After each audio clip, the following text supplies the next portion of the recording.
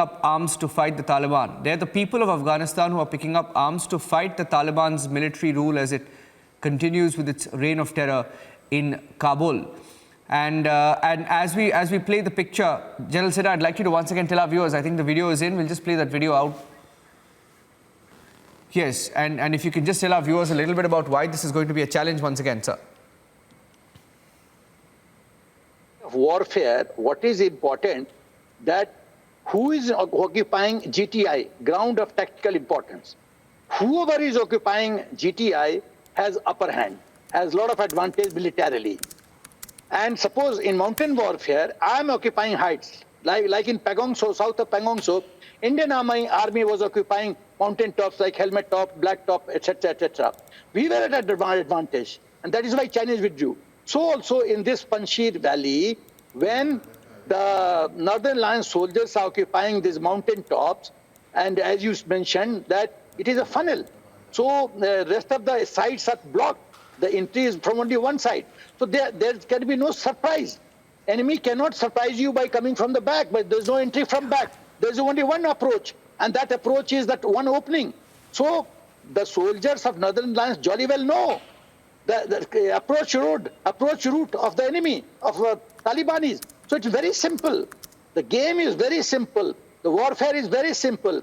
Let the enemy walk into this trap, and the Northern Line soldiers will kill them and destroy them. So this is it. You see, geography plays a very important part in the art of warfare. Second World War, desert warfare was totally different. Mountain warfare, totally different. Warfare in plains is totally different. Warfare in riverine terrain is totally different. So you see, it is question of GTI. How do you dominate enemy by fire and observation? I will repeat. How do you dominate enemy by fire and observation? Because if your observation is good, you are overlooking the enemy movement, then you can fire at enemy and kill the enemy. But if, like Kargil, we were at a disadvantage. We had to run up the mountain to attack the features occupied and defensive position occupied by Pakistani soldiers. So it is very, very difficult. And still we did it. But a lot of sacrifice had to be given.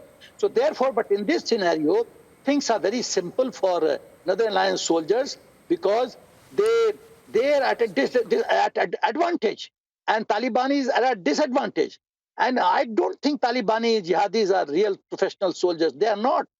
And no matter how much Pakistan army must have trained them, army which is expert in losing battles since 1947, how can they train somebody, some terrorist organization, jihadis and make them into a good soldiers? It's not possible because Pakistanis themselves are not good soldiers. Their generals, they just have a jolly good time. Their hands are full of corruption.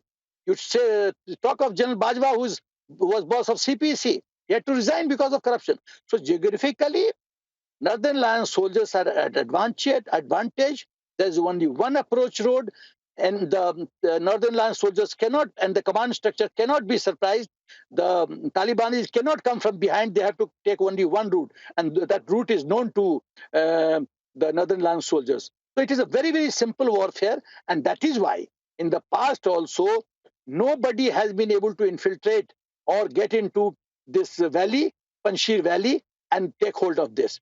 Whoever is in control of Panjshir Valley continues to dominate the proceedings of the battle, and he continues to win, and nobody has been able to penetrate this fortress.